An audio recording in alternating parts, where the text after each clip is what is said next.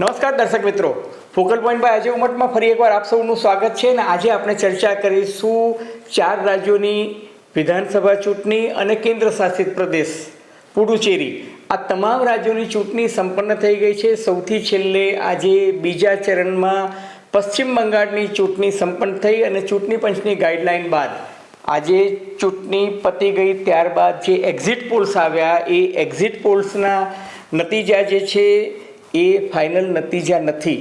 Exit poles ખોટા પડી શકે, મોટે ભાગે ખોટા પડે છે, માત્ર એક ટ્રેન્ડ બતાવે છે. એટલે સાચી મતગણતરી 4 મેના રોજ થવાની છે.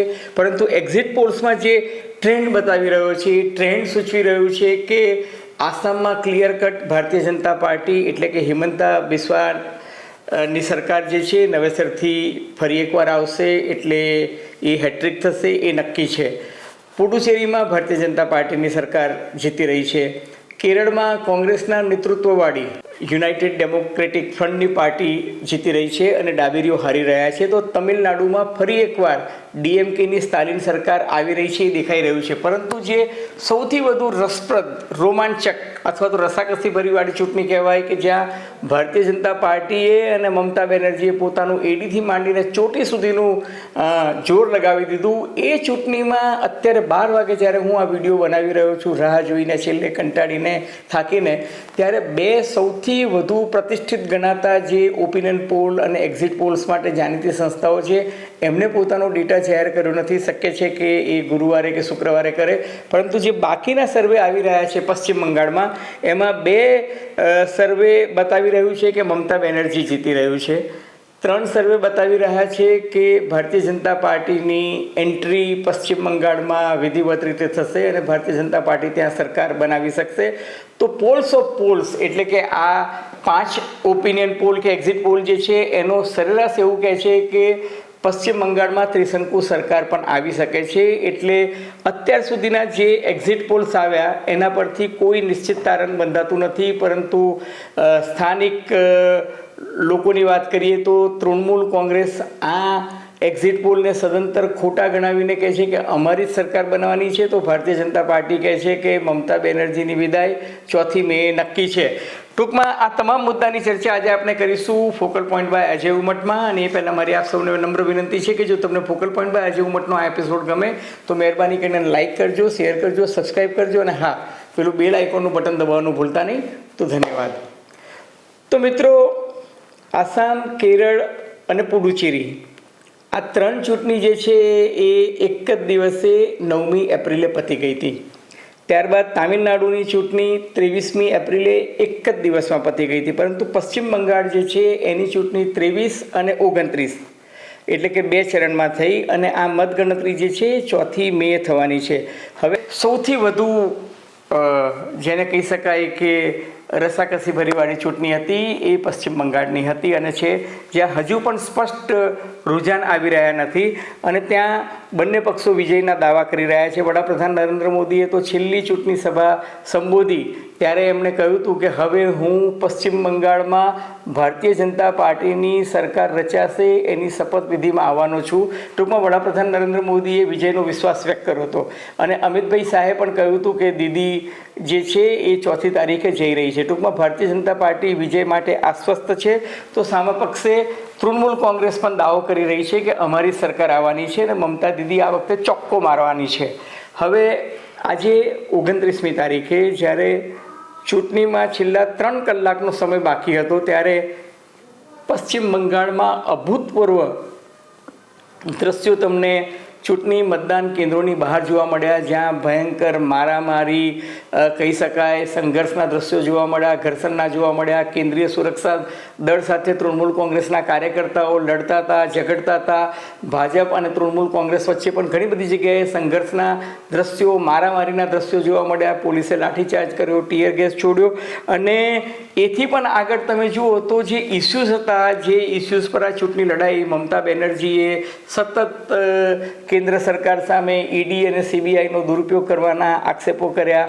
કેન્દ્ર સરકારે વધુ પડતી સુરક્ષા દળોની કુમકો ત્યાં મોકલી, એનો પણ વિરોધ કર્યો.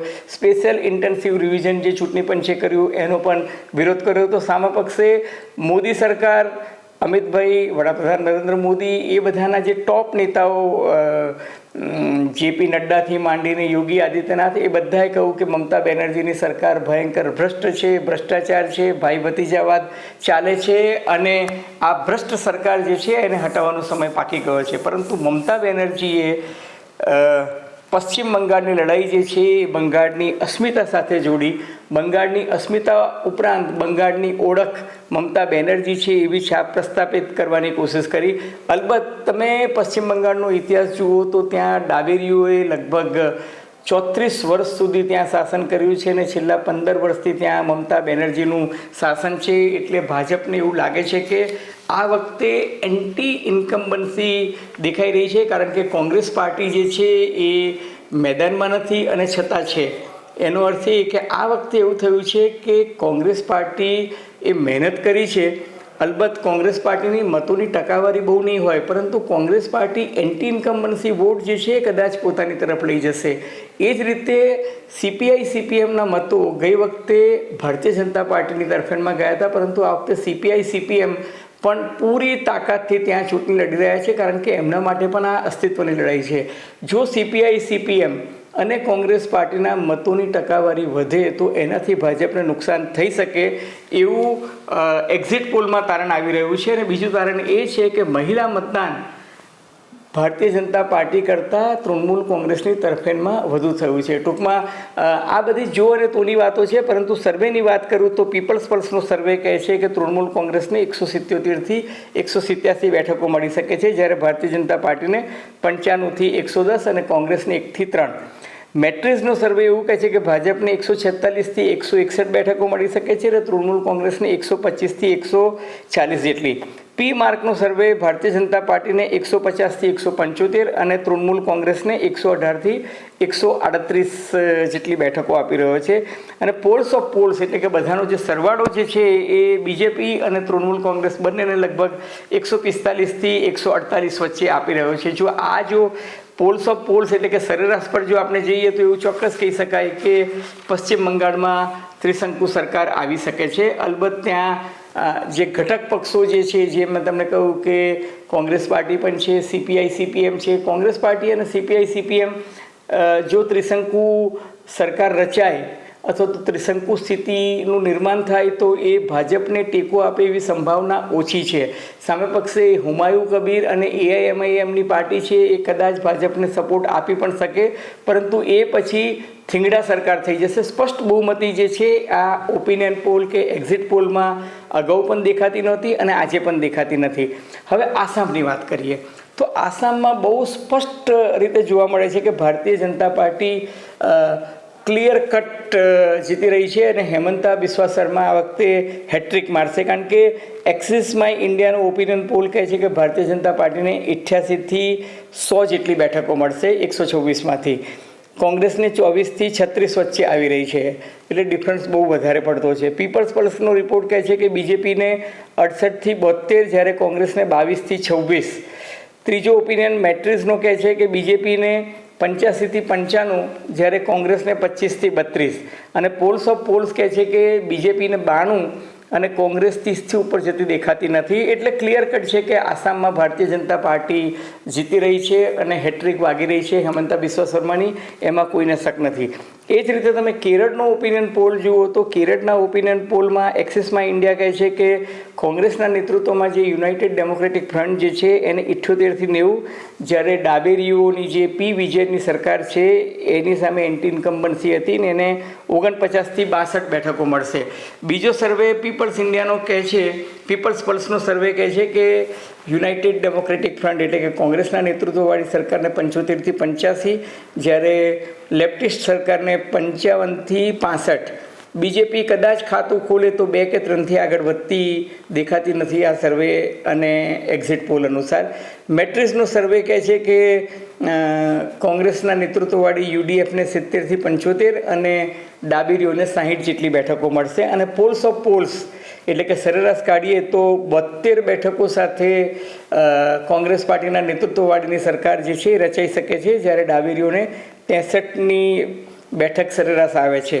હવે તમિલનાડુની વાત કરું તો તમિલનાડુમાં પણ લગભગ તમામ ઓપિનિયન પોલ અને એક્ઝિટ પોલ્સ બતાવી રહ્યા હતા તેમ કે પીપલ્સ પલ્સ જે છે એ બતાવે છે કે ડીએમકે કોંગ્રેસનું જે ગઠબંધન હતું એને 125થી 145, એઆઈડીએમકે ને બીજેપીનું જે ગઠબંધન છે એને 65થી 80, જ્યારે મેટ્રિક્સનો સર્વે બતાવી રહ્યું છે કે ડીએમકે કોંગ્રેસને 122થી 132, એઆઈડીએમકે અને બીજેપીને 87થી 100.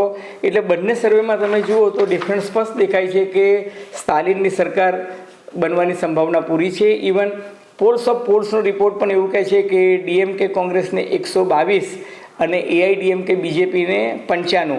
એટલે તમે જુઓ તો લગભગ 27 બેઠકોનો ડિફરન્સ આ એક્ઝિટ પોલમાં દેખાય છે. અને સામાન્ય રીતે જે માહોલ દેખાય છે એ જોતાં એવું લાગે છે કે સ્ટાલિન ફરી એકવાર સરકાર રચી શકશે. પુડુચેરીમાં મેં તમને અગાઉ કહ્યું તેમ કે 30 બેઠકો છે અને ત્યાં 16ની બહુમતી હોવી જોઈએ, પરંતુ એક્સિસમાં ઇન્ડિયા દર્શાવે છે કે ભારતીય જનતા પાર્ટીને 16થી 20 મળશે, ડીએમકે કોંગ્રેસને 6થી 8. પોલ્સ ઓફ પોલ્સ બતાવે છે કે ભારતીય જનતા પાર્ટીને 19 કે એથી વધુ મળી શકે, ડીએમકે કોંગ્રેસને 8 કે 8થી વધારે જતી દેખાતી નથી. પીપલ્સ પલ્સને બતાવે છે કે બીજેપીને 16થી 19 મળશે અને ડીએમકે કોંગ્રેસને 10થી 12. જેવીસી એક્ઝિટ પોલ બતાવે છે કે બીજેપીને 15થી 17 મળશે અને ડીએમકે કોંગ્રેસને 11થી 13. એટલે મોટેભાગના સર્વે, ઇવન પ્રજા પોલ જે છે, આ બધા સ્થાનિક પોલ્સ છે ત્યાંના, એ ભારતીય જનતા પાર્ટીને બતાવે છે 19થી 25 અને ડીએમકે કોંગ્રેસને બતાવે છે 6થી 10. ટૂંકમાં પુડુચેરી જે કેન્દ્રશાસિત પ્રદેશ છે ત્યાં પણ દેખાઈ રહ્યું છે કે ભારતીય જનતા પાર્ટી સત્તામાં આવતી દેખાય છે. ટૂંકમાં આસામમાં અને પુડુચેરીમાં ભારતીય જનતા પાર્ટી સ્પષ્ટ બહુમતી સાથે આવી રહી છે. કેરળમાં કોંગ્રેસની સરકાર 10 વર્ષ પછી બનતી હોય એવું દેખાય છે. તો સ્ટાલિન તમિલનાડુમાં ફરી એકવાર સરકાર રચશે એવું દેખાઈ રહ્યું છે. સૌથી મહત્ત્વની વાત છે પશ્ચિમ બંગાળમાં શું થશે. તો અત્યારે ભરેલા નાળિયેર જેવી સ્થિતિ છે, કાંટે કી ટક્કર છે અને કોઈ એક્ઝિટ પોલ સ્પષ્ટ દેખાતા નથી. અલબત્ત ગુરુવારે અને શુક્રવારે જો નિર્ણાયક ડેટા સાથે કંઈક વધુ આવશે તો અમે ફરી પાછા તમને અપડેટ કરતા રહીશું. મિત્રો, તમને નવ ગુજરાત સમય અને અમદાવાદ મિરરના સથવારે ફોકલ પોઈન્ટ બાય અજય ઉમટનો આ એપિસોડ ગમ્યો હોય તો એને લાઇક કરજો, શેર કરજો, સબસ્ક્રાઈબ કરજો. અને આપ શું માનો છો? 4મી મે ફાઇનલ રિઝલ્ટ આવે એ પહેલાં તમારા તારણ, તમારા અવલોકન, તમારા અનુમાન અમને ગમશે. ધન્યવાદ, ખૂબ ખૂબ આભાર.